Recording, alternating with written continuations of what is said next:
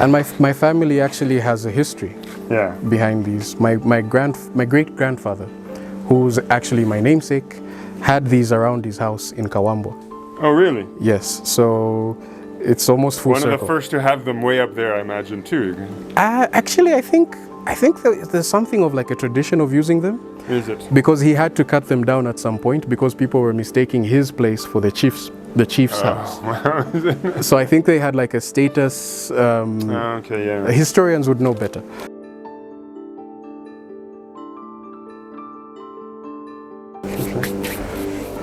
All right, so here you've got plants that you're growing for essentially a live fence. Yes. And I'm fully on board with that because this is expensive to do a block fence.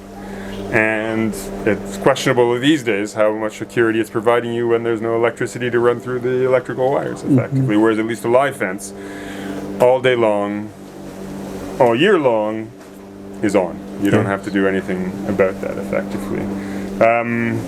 What kind of got you onto the sisal to begin with? It was actually my cousin. My cousin lives on a farm in Lusaka West, and they have a live fence.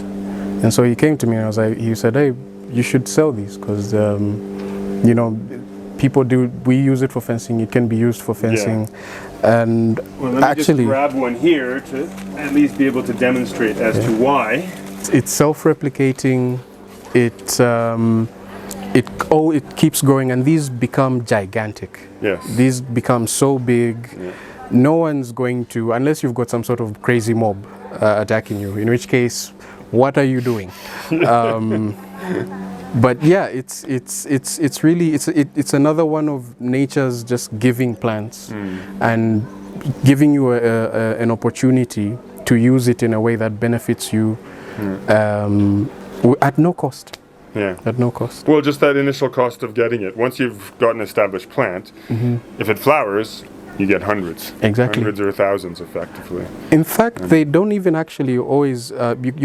Sometimes you just get like shoots before it's even flowered, and so it's. It depends on how patient you are. You could buy one and just keep, planting. Yeah, no, you have to be very patient for that in the grand scheme. You've also chosen the quite nicely ornamental variegated variety because there are the plain green and things like that as well.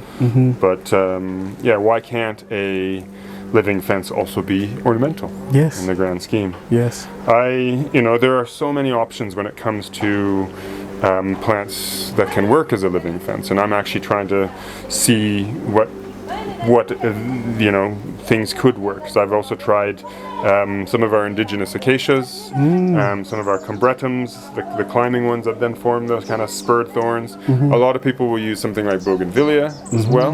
Yes. So there's many options effectively. One that you should also try, one which I in the future plan on offering, is actually right behind you. Unfortunately, because of the wind and the yes, this as a fence, no one's getting through this. It has beautiful fruits. It has beautiful fruits. Very tasty, lots of seeds.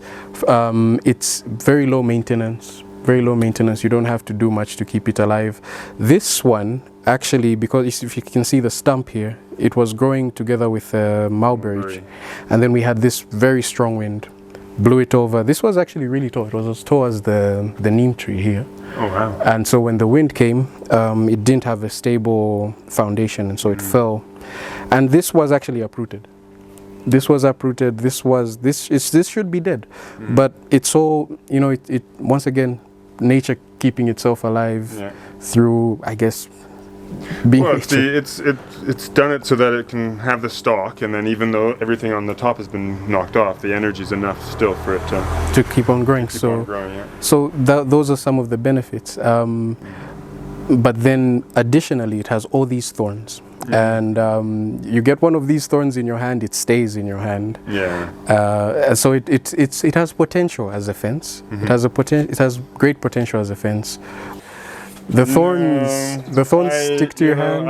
I did have this for a while, and I had the contemplation of doing this Himalayan raspberry as it, but then I actually even backed off of it. It's so... Yeah, just 'cause live fence does not mean that you don't have to do any maintenance on it whatsoever. There's always some level of maintenance in a fence. And there are just times where you look at it and you're like, I don't even want to touch that. Because I've got that cylindrical Opuntia cactus and replanted that as well. And I'm kind of phasing it out because it's the same thing. When you go in there to deal with it, it's just so horrendous that you yourself get. And when you get a thorn well in there and you can pull out the top of it, that the tip is still in there, and there's, it's painful. It's painful, but it is a fantastic one, and yeah, you can also then get the fruits from it, which is nice. Yes. And okay, maybe another worry for the community would maybe children would be attracted to the fruits and then hurt themselves.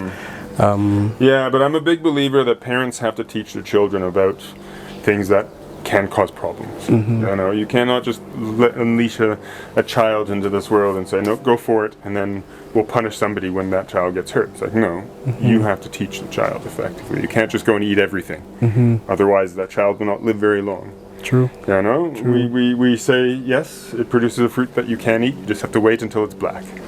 Don't eat it when it's yellow or red or whatever. When it is black, it's ready to eat. Leave it at that, effectively. But as you said, you really have to be ready for...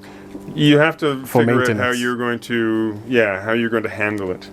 Because again, you can't just let it grow willy-nilly. It has to be directed so that you're actually getting your 2D effect to it. Yes. And that can be quite difficult because it really wants to grow. When it decides to grow, it just really wants to grow. But would be perfect, viciously perfect as a fence. I agree. Yes. I agree. But as you say, it's. I grew it initially mainly just for the fruit, because it is, I do really like raspberries, and it's one of the only types that will grow in Zambia.